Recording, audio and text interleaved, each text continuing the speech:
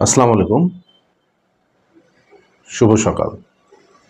বন্ধুরা, আজকের ভিডিওটি একেবারেই অরাজনৈতিক, বিশেষ কাউকে খুশি করার জন্য না, কিংবা কোনো দলের তোষামোদী করা কিংবা পাঁচ আটার জন্য নয়। এই ভিডিওটি একান্ত বাংলাদেশের জাতীয় পতাকা, সরকার, প্রশাসন, এই দেশের মাটির পক্ষে, দেশের পক্ষে এবং দেশের অপামর জনতার পক্ষেই আজকের ভিডিওটি। এই ভিডিওটিতে আপনার একান্তভাবেই পক্ষে কিংবা বিপক্ষে যাওয়ার কথা নয়। আমার ভিডিওটিতে যদি আপনার গাত্রদাহ হয়, শরীর জ্বালা করে, তাহলে ধরে নিতে হবে আপনি এ দেশের ভালো চান না, আপনি সুবিধাবাদী কিংবা স্বার্থবাদী। চলুন মূল কথায় যাওয়া যাক। বন্ধুরা, গত 5 আগস্ট 2024 বাংলাদেশ সরকারকে উৎখাত করে বৈষম্য বিরোধী ছাত্র আন্দোলন এদেশে একটি নজির স্থাপন করেছেন এবং সরকার পালাতে বাধ্য হয়েছে। গণতান্ত্রিক ব্যবস্থার সীমাবদ্ধতার কারণে, মানুষের দেয়ালে পিঠ ঠেকে যাবার কারণে দেশের ছাত্র জনতা অর্থাৎ অপামর জনতাই বৈষম্য বিরোধী আন্দোলনে একাত্মতা প্রকাশ করে অংশগ্রহণ করে। এর ফলে অনেক প্রাণহানি, ক্ষয়ক্ষতির বিনিময়ে সফলতা আসে এবং সরকার কণ্ঠাসা হয়ে যায়, পালাতে বাধ্য হয়। তো তার পরের ঘটনাগুলো আমরা কিন্তু জানি, দেখেছি। প্রচুর অরাজকতা হয়েছে, সরকারি অফিস আদালত, এমনকি আবাসিক এলাকাও চুরি ডাকাতি, লুটতরাজ হয়েছে। সাধারণ মানুষ রাস্তাঘাটে এখন কতটুকু নিরাপদ সেটি আপনারা ভালো করেই জানেন। রাস্তাঘাটে চলন্ত গাড়িতে, রিক্সায় কিংবা হেঁটে চলা মানুষের নিরাপত্তা কতটুকু, জানমালের নিরাপত্তা কতটুকু আপনারা জানেন। আমরা দেখেছি এই বৈষম্য বিরোধী ছাত্র আন্দোলনের নামে বাংলাদেশ পুলিশ বাহিনীকে কতটা নাজেহাল করা হয়েছে, ভেঙে ফেলা হয়েছে, তাদের উপর কী পরিমাণ নৃশংসতা চালানো হয়েছে, সেটি একটি প্রেক্ষাপট। এই অবস্থায় আমরা কিন্তু শিক্ষার্থীদের, সাধারণ মানুষকেও ট্রাফিক ডিউটি করতে দেখেছি এবং বিভিন্ন জায়গায় তারা মানুষকে সহযোগিতা করতে দেখেছি। কিন্তু সাথে সাথে বাংলাদেশ পুলিশ বাহিনীও আবার ঘুরে দাঁড়ানোর চেষ্টা করেছে।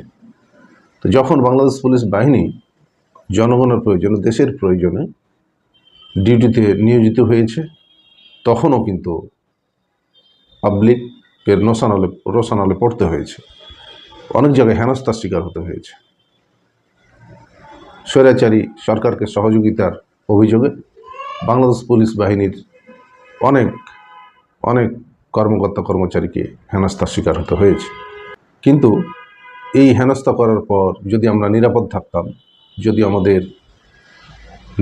নিজের সেফটি সিকিউরিটি নিয়ে চলার সুযোগ থাকতো, তাহলে একটি কথা ছিল। শত অভিযোগ থাকার পরেও আমাদের কিন্তু পুলিশেই আস্থা রাখতে হয়। দিন শেষে বিভিন্ন বিপদ আপদ হলে পুলিশের কাছে যেতে হয়। তো বন্ধুরা, এরপরে সরকার গঠিত হলো এবং এরপরে বিভিন্ন দাবি দেওয়া, মানে একটুতেই কথায় কথায় শাহবাগ দখল করে নেওয়া, রাস্তাঘাট ব্লক করে দেয়া, মিনিস্ট্রি অর্থাৎ সেক্রেটারিয়েট সামনে অবস্থান ধর্মঘট, সচিবালয়ের ভিতরে গিয়ে বিভিন্ন দপ্তরকে অচল করে দেয়া, জিম্মি করা, ঠিক আছে, এই কাজগুলো আমরা হতে দেখলাম।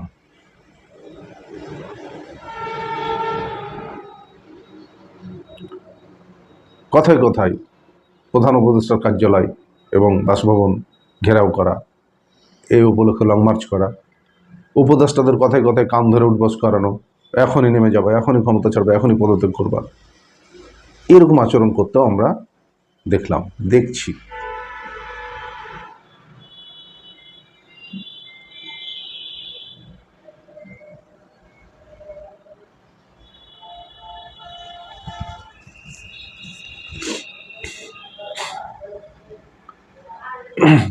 তো যখন এই বৈষম্য বিরোধী ছাত্র আন্দোলন তাদের কার্যক্রম চালিয়ে যাচ্ছিল, ইন দি মিন টাইম আবার কি হলো,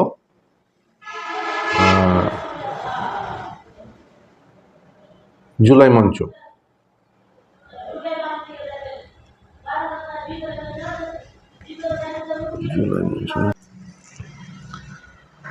তো বন্ধুরা এগুলোর ধারাবাহিকতায় যখন এই যে মুখপত্র যারা ছাত্র সমন্বয়ক হিসেবে দায়িত্ব পালন করছিলেন, এরা যখন আপনার সরকার গঠন করে ফেললো, তো বাংলাদেশে যখন সরকার গঠিত হলো, তখন কিন্তু এই বৈষম্য বিরোধী ছাত্র আন্দোলনের প্রায় 3 জন সরকারের উপদেষ্টা, মানে মন্ত্রী মর্যাদায় স্থান পেলেন। তো এটি চমৎকার একটি ব্যাপার যে একটি আন্দোলন করে বয়স, শিক্ষা, অভিজ্ঞতা এগুলো ছাড়াই মানে ক্ষমতা বলে, অর্থাৎ আন্দোলনের অগ্রনায়ক বা আন্দোলনের অগ্রসারীর নেতৃত্ব দানকারী হিসেবে কিন্তু তারা সরকারে সুযোগ পেয়ে গেল। তো এটি একটি বিরাট ব্যাপার, বাংলাদেশের ইতিহাসে একটি ভিন্নধর্মী ঘটনা, খুবই বিরল একটি ঘটনা। এরপর কি হলো, আমরা দেখলাম যে জুলাই ঐক্য, ইনকিলাব মঞ্চ, জুলাই স্মৃতি ফাউন্ডেশন সব এরকম অগণিত সংগঠন তৈরি হতে লাগলো। তো এদেরই একটি হলো এই ইনকিলাব মঞ্চ। ইনকিলাব মঞ্চের মুখপাত্র বলছেন যে ওসমান হাদি, যিনি গতকালকে মারা গেছেন, তো তাকে গুলি করা হয়েছিল 1 সপ্তাহ আগে। এটি খুবই দুঃখজনক। যে যে মতের হোক, দলের হোক, বাংলাদেশের নাগরিক অন্য মতের মানুষকে নিশ্চিহ্ন করে দিতে হবে, ফেলে দিতে হবে, মেরে দিতে হবে, এটা প্র্যাকটিস খুব বাজে। তো যাই হোক, জুলাই মঞ্চ থেকে ঘোষণা দেওয়া হলো হাদির কিছু হলে সবাই শাহবাগে জড়ো হব। তো অলরেডি জড়ো হয়ে গেল, মানে হাদি মারা গেলে শাহবাগে জড়ো হব, সব জড়ো হয়ে বিক্ষোভ চলছে, রাস্তাঘাট বন্ধ। কেমন এদিকে ধরুন কদিন আগে মানে আওয়ামী লীগের তো অফিস আদালত ভেঙে মিসমার করা হয়েছেই, তাদের অফিস গুড়িয়ে দেওয়া হয়েছে। ধানমন্ডি 32 নম্বরে, যেখানে বঙ্গবন্ধুর বাড়ি এবং অনেক স্মৃতি বিজড়িত আওয়ামী লীগের একটি গুরুত্বপূর্ণ স্থান, বঙ্গবন্ধুকে যেখানে সপরিবারে মেরে ফেলা হয়েছিল সে বাড়িটি গুড়িয়ে দেওয়া হলো। এখন যেদিন শেখ হাসিনার বিচারের রায়, অর্থাৎ মামলার রায় ঘোষণা করা হবে, ওই দিন সবাই কী করলো, বুলডোজার নিয়ে ওখানে হাজির হয়ে গেল, বুলডোজার নিয়ে ওটি গুড়িয়ে দিবে। তো এর আগে গুড়িয়ে দেওয়া হয়েছিল, অল্প কিছু ছিল, সেটি গুড়িয়ে দিবে। তখন পুলিশ, সেনাবাহিনী এদের সাথে ছাত্রদের বাগবিতণ্ডা শুরু হলো। সে কত নাটক, কত কথা, মানে পুলিশের চাকরি থাকে না এরকম অবস্থা। ছেলেদের কথা কি বলবো, কয়েকটি মেয়ে আছে, মেয়েদের তাপেই প্রশাসন এবং সরকার টালমাটাল হয়ে যাচ্ছে। এরপরে গতকালকে আবার প্রথম আলো এবং ডেইলি স্টার পত্রিকা অফিসে হামলা, অগ্নিসংযোগ, লুটপাট হয়ে গেল। আরও হয়তো অনেক জায়গায় হবে, অনেক মার্কেটে হয়েছে, আরও অন্যান্য টেলিভিশন চ্যানেলে হয়েছে, অনেকের বাড়িঘরে হয়েছে, বাংলাদেশের বিভিন্ন জায়গায় বিভিন্ন নেতাদের বাড়িতে হয়েছে। তো এগুলো ছিল ক্ষোভ, এগুলো ছিল জনরস, এগুলো ছিল দীর্ঘদিনের পুষে রাখা চাপা ক্ষোভের বহিঃপ্রকাশ। আমি দেখেছি, আমি আগেই বলেছি যে আমার আজকের ভিডিওটি কোনো দল, কোনো মতের পক্ষে কিংবা বিপক্ষে নয়। যদি আমার আজকের কথাগুলো আপনার বিপক্ষে যাই, ধরে নেবেন যে আপনি দেশের পক্ষে নন। তো কিছুদিন আগে আমি যখন ডিউটি করতাম, তা আমাদের 24 ঘন্টা ঘুরতে হতো। রাত 2টা-3টার দিকে এসে একটু শুইতাম, ভোর 5টা বাজে আবার বা 6টা বাজে আবার মাঠে থাকতে হতো। ভিডিও কলে দেখাতে হতো আমরা মাঠে আছি। কি কাজ একজন পুলিশ অফিসার? কাজটা কি? কাজটা হলো যে এই যে মানে জামাত শিবির কিংবা বিএনপি রাস্তায় ট্রাক ঠেকায় কিনা, রাস্তা প্রতিবন্ধকতা সৃষ্টি করে কোথাও স্লোগান দিচ্ছে কিনা, কোথাও ব্যারিকেড দিচ্ছে কিনা, এগুলো দেখে রিপোর্ট করা, ছবি নেওয়া। আচ্ছা, তো খবর পাইতাম অমুক রাস্তায় এটি হচ্ছে, আমরা যাওয়ার আগেই তারা কিন্তু সরে যেত। তারা কখনো ওইভাবে যে ফাইট করেছে তা করে নাই, মানে অন্তত সারা দেশে করে নাই, ঢাকায় কিছু কিছু হতে পারে। ঢাকায়ও তারা ফাইট করে নাই, বিভিন্ন মিটিং মিছিল করে ব্যানার দিয়ে দুই একটা ছবি টবি নিয়ে তারা সরে যেত। ওই ভিডিও ছবি দেখেই অনেক সময় মামলা হয়েছে, তাদের বাড়িতে গিয়ে তল্লাশি করা হয়েছে, অনেক সময় গ্রেপ্তার করা হয়েছে হয়েছে কিন্তু দায়িত্ব পালন করতে গিয়ে এই জিনিসগুলো দেখেছি। যদিও আমি কখনো অন্যায়ভাবে কারো কোনো কিছু না জেনে না বুঝেই একটা মন গড়া ধারণাবশত কিংবা অন্যরা করছে তাই আমিও করব, এ ধরনের কোনো রিপোর্ট, ছবি বা কোনো তথ্য বা কোনো অভিযোগ আমি ঊর্ধ্বতন কর্তৃপক্ষের কাছে দাখিল করিনি। কারণ আমি কোনো বিশেষ দলের কিন্তু সদস্য ছিলাম না। আমি বাংলাদেশের একজন কর্মচারী, এদেশের রাষ্ট্রীয় কর্মচারী।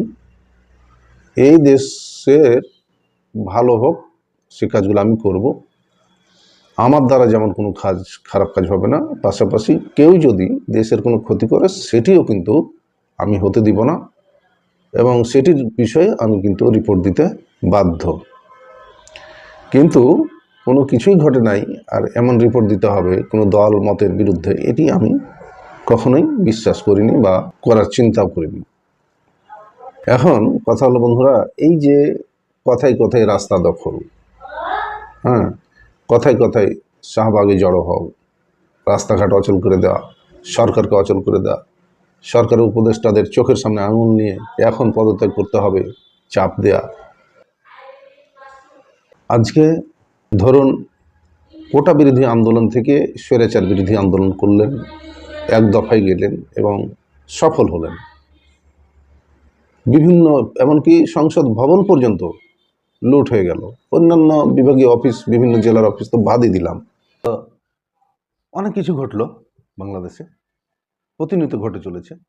কিন্তু যে জিনিসটি হচ্ছে যে হুঙ্কার দেওয়া কিন্তু থামেনি।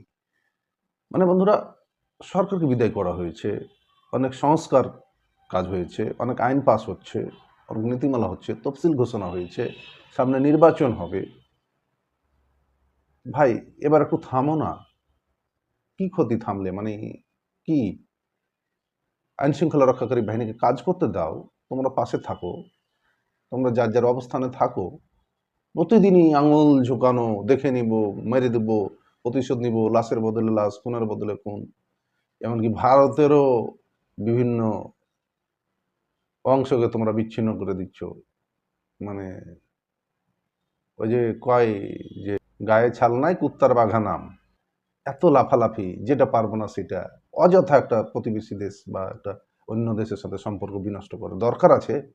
এখানে তোমরা দূতাবাস বন্ধ করে দিবা, করে দিবা, মানে দূতাবাস বন্ধ করে দিলে কার লস? ভারতের লস নাকি?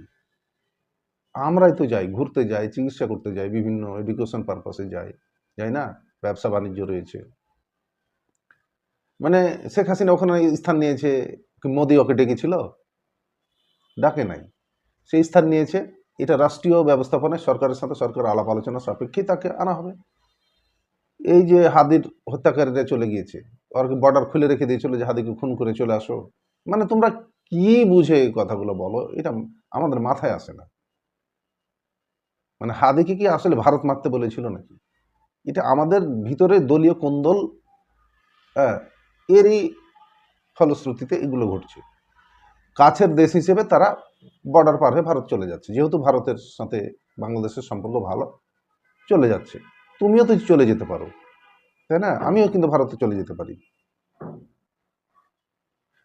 এখানে ভারত না থেকে অন্য দেশ যদি পাশে থাকতো, হ্যাঁ, দেখা গেল যে যদি রাশিয়া থাকতো, তো কি করতাম আমরা? রাশিয়ার সীমান্তে গিয়ে পালাতাম, ঢুকতাম, তাই না? ব্যাপারটা এইভাবেই তো দেখলেও হয়। মানে একটা ঘটনা ঘটছে, এরপরে বিভিন্ন প্রকার হুমকি চলে আসছে। মানে হাদিদেরও তো থামা দরকার ছিল না? থামতে হবে না? থামো, এবার বিচার চলছে, আন্তর্জাতিক অপরাধ ট্রাইব্যুনাল আছে, সেখানে বিচার চলছে, রায় হয়েছে, আরো রায় হবে, তাই না? একের পর রায় হচ্ছে, গ্রেপ্তার হচ্ছে, আরো গ্রেপ্তারের জন্য প্রশাসনকে চাপ দেওয়া যাবে, গিয়ে সাক্ষাৎকার করা যাবে, স্মারকলিপি দেওয়া যাবে, যাবে না? বলা যাবে। একেবারে কাজ না হলে তখন প্রয়োজনে বড় ধরনের আন্দোলনের ডাক দেওয়া যাবে। কিন্তু প্রতিদিন মানে তোমাদের আর কোনো খায়া দেওয়া কাজ কাম নাই, এই একটা কাজের উপরে তোমাদের এখন ভাত ভিক্ষা দিন পাত চলতে হবে। আর তোমরা তো ফিরবা না, তোমরা তো থামবা না, কারণ যে মজা পেয়ে গেছো তোমরা আন্দোলন করে, একটাই তুচ্ছ একটা আন্দোলন করে, হ্যাঁ, স্বাধীন বাংলাদেশের মধ্যে একটা সরকারকে পতন ঘটাতে, সরকারকে সরাতে, মানে একটা অগণতান্ত্রিক সরকারকে সরাতে যদি বলি, সরিয়ে সফলতা আসার সঙ্গে সঙ্গে গভর্নমেন্টের তোমরা চান্স নিয়ে নিলা ৩-৪ জন, এবং তোমাদেরই কিন্তু মনোনীত লোকজন দিয়ে এই সরকার তৈরি হয়েছে। এখন সে সরকারকেও আর তোমাদের পছন্দ হচ্ছে না। এখন তোমরা আবার বিভিন্ন মঞ্চ, বিভিন্ন অর্গানাইজেশন করে, হ্যাঁ, তোমরা দলও গঠন করে ফেললা, আবার দল গঠন করে ৩০০ আসনে জিতার কথাও হচ্ছে। তো আলহামদুলিল্লাহ হোক, তাই না? দলও গঠন হলো, দল বিভিন্ন দলের সাথে আবার শরিক আনার জন্য আলাপ আলোচনা চালিয়ে যাচ্ছে, সবই ঠিক আছে, হোক।